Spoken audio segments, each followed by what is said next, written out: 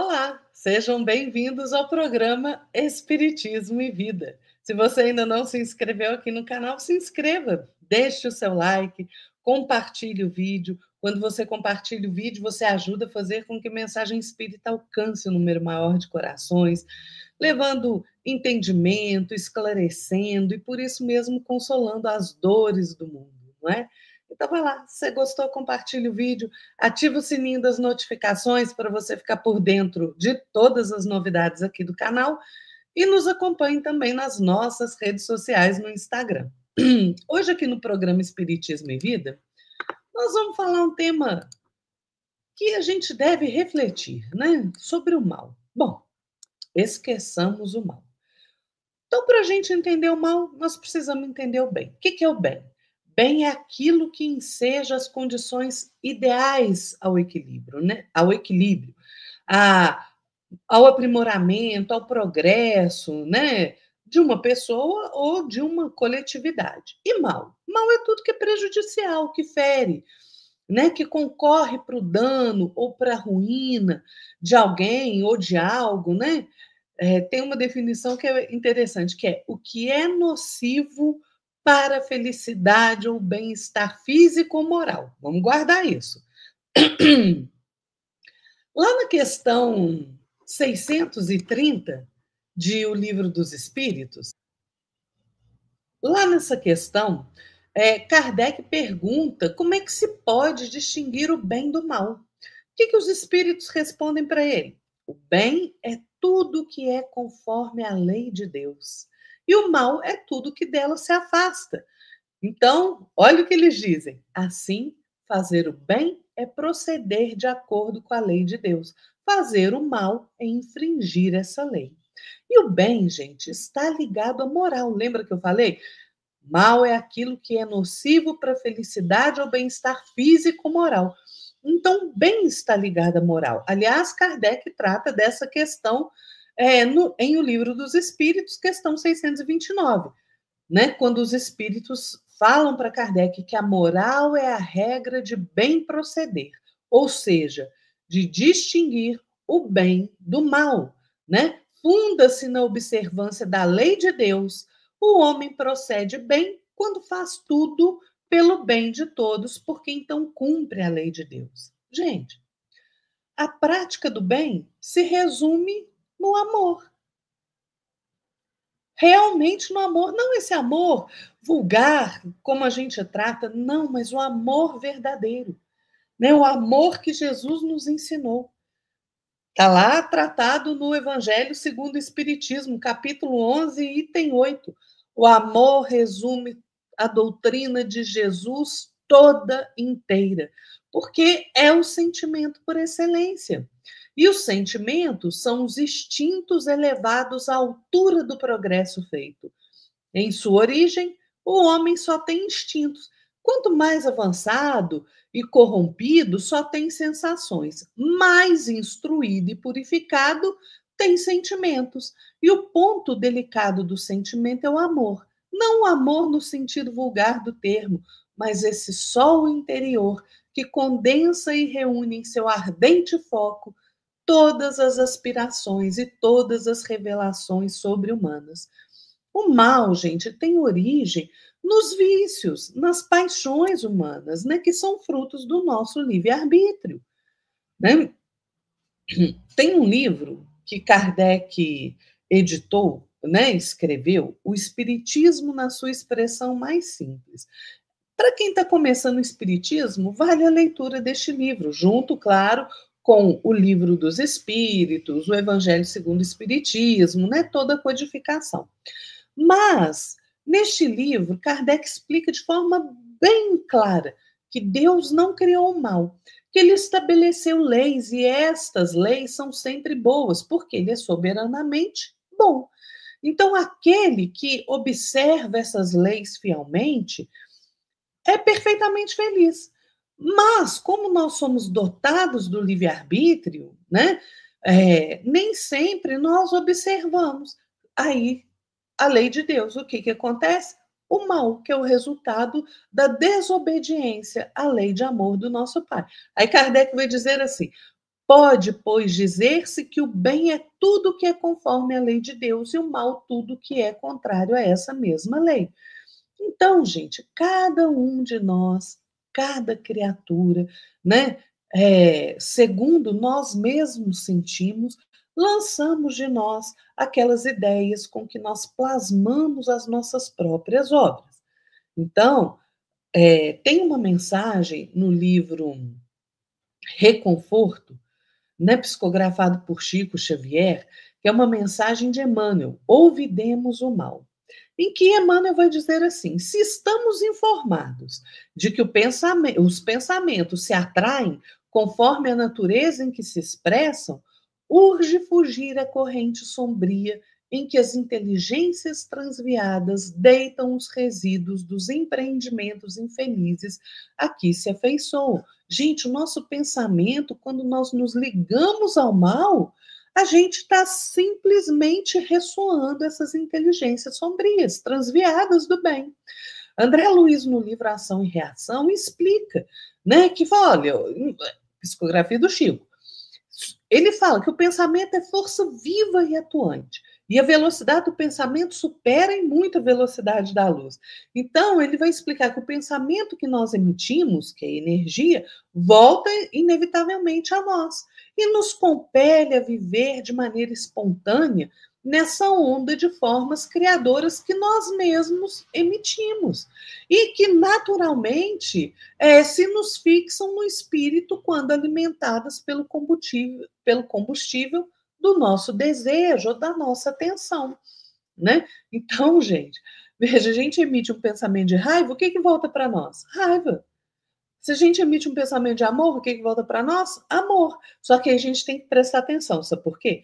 Porque estes pensamentos, eles nunca voltam sozinhos, eles voltam sintonizados com as forças mentais, né, comuns, sintonizadas com as nossas, mas voltam reanimados, intensificados, né, por esses outros pensamentos que se harmonizam com o nosso. Por isso é que a gente tem uma necessidade, a gente imperiosa, de situar os nossos sentimentos e pensamentos nos ideais mais nobres, nos propósitos mais puros da vida, porque energia atrai energia da mesma natureza. O reflexo, diz Emmanuel, esboça a emotividade, né?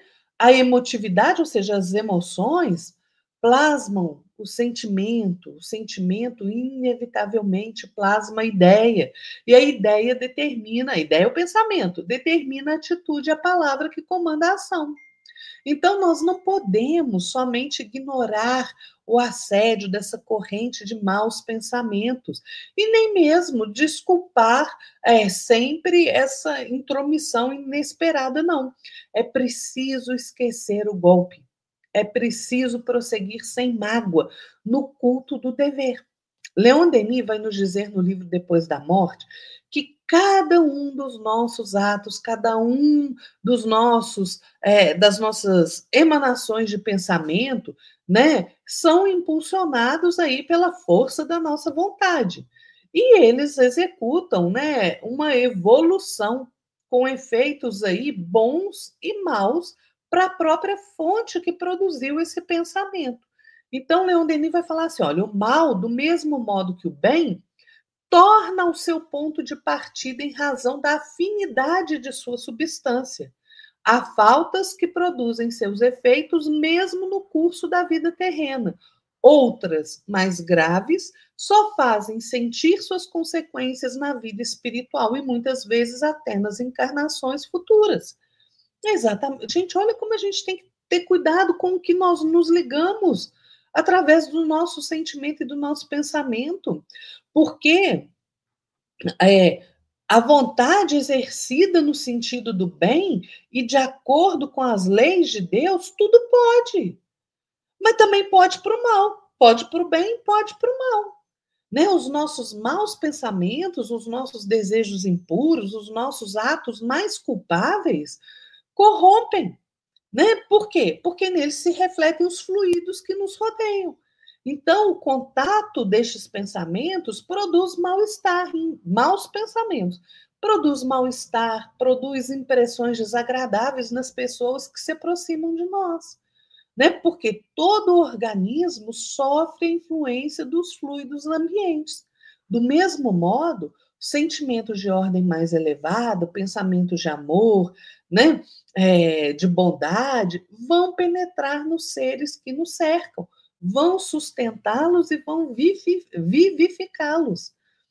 Né? Emmanuel, nesta mensagem, Ouvidemos o Mal, ele diz assim: o tempo guarda consigo a função de incessante renovador, e o tempo que converte o carbono em diamante saberá transformar os caracteres que o lodo desfigura em vasos de eleição para a vida. Gente, ninguém permanece fora do movimento de permuta incessante da vida, não.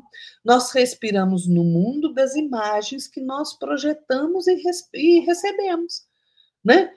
Então, a gente estaciona sob a fascinação daqueles elementos a que provisoriamente nós nos ligamos e que nos escravizam, né? Sentimentos de ordem inferior, pensamentos de ordem inferior, e através destas imagens que nós projetamos, nós também incorporamos aí o fluxo renovador dos poderes que nos induzem à purificação e ao progresso. Onde eu coloco o meu foco mental, é aí que eu vou receber, vou dar influência e receber influência, que eu vou receber e emitir.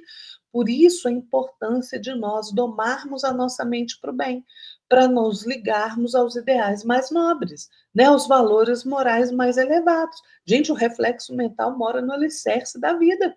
A minha mente é o alicerce da minha vida. O que eu penso e como eu me deixo influenciar pelos outros, como eu alimento a minha mente, né? O que você está escutando, o que você está lendo, o que você está vendo na TV, de filme. Isso é alimento para a mente. É isso que vai definir a minha vida. Isso não é bobagem, gente. Né? Se o homem pudesse ter um vislumbre, contemplar ali com os próprios olhos as correntes de pensamento, ele ia reconhecer imediatamente esse regime de comunhão, de ondas mentais, de acordo com as afinidades em que a gente vive. A associação mora em todas as coisas, preside todos os acontecimentos e comanda a existência de todos os seres, diz Emmanuel. Gente, nós nos refletimos uns nos outros e refletimos também os objetivos do Criador. Por isso a necessidade da gente se ligar ao mais alto, né? Porque as criaturas se refletem umas nas outras na criação. E a criação reflete os objetivos do Criador: amor, bondade, misericórdia, caridade, justiça, beleza, perfeição. No nosso dia a dia, né, a alma, ela entra em ressonância com as correntes mentais em que nós mesmos respiramos, em que se assemelham com o nosso. Então, a gente assimila os pensamentos daqueles que pensam como nós pensamos. Se eu coloco meu pensamento no mal, essa é a companhia que eu vou ter, né? É essa companhia que eu vou ter. Por isso, o ofensor, diz Emmanuel, requisita de nós o grande esquecimento do mal, né? Por quê? Porque ele vai passar pelo tempo, pelo largo tempo do esquecimento, para enobrecer-se. Gente, lá no o livro O Evangelho segundo o Espiritismo, né, Kardec fala assim, que a misericórdia é o complemento da brandura. E porque aquele que não for misericordioso não pode ser brando e pacífico, né? Não pode. E a misericórdia consiste no esquecimento e no perdão da ofensa. Veja, o esquecimento da ofensa. Não é que você não vai aprender com o fato, mas você precisa esquecer a ofensa. Perdão é esquecimento da ofensa, né? Se a gente guarda ódio, rancor, isso denota realmente a alma sem elevação, sem grandeza. O esquecimento das ofensas é próprio da alma mais elevada, né? Que paira acima daqueles golpes que qualquer um possa desferir contra ela, né? Então, olha, Emmanuel vai terminar este lindo capítulo, Ouvidemos o Mal, dizendo assim: se a ingratidão te busca e apedreja o caminho, refugia-te em paz no serviço do bem, porque todo o universo pertence em tudo a Deus, que a tudo atenderá no momento oportuno, sem que te caiba na vida interferir de leve nos ajustes da lei. Esqueçamos o mal. Vamos manter o nosso pensamento, os nossos sentimentos no bem. Esquecer as ofensas, perdoar. Isso é que é importante, não é? Fiquem todos na paz de nosso Senhor Jesus Cristo e até a próxima, pessoal. Tchau.